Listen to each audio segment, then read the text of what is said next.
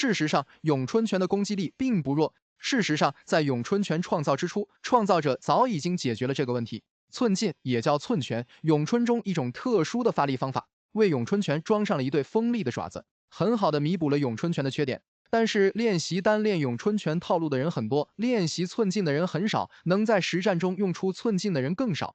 这涉及到一个二段发力的技巧。什么是二段发力？传统武术讲究拳打7分，力求3分。就算打拳要用7分力，剩下的3分力要留着变招。而二段发力是在发7分力的基础上再次发力。说起来简单，但是真正能做到这一点的人，往往都是武学大师级的人物了。而二段发力之上还有3段发力，比如国内某位太极拳大师提出的接化发理论，其实就是3段发力。接是接住对手的招式，化是化解其中的力量，发是发出自己的攻击。这一系列的动作要在一个瞬间完成。不过这位大师连2段发力都做不到，更不要提3段发力了。结果被某东给欺负了。历史上这种能做到这种3段发力的前辈，往往都是开宗立派传说级人物了。简单的比喻，2段发力是各大门派掌门级，3段发力就是武林神话级。近代代表人物李小龙，李小龙曾经在各种场合表演过寸拳，从他的一些实战视频中也能看他的拳风，拳拳如笔，攻其要害，一招制敌。这和他常年练习咏春寸劲是分不开的。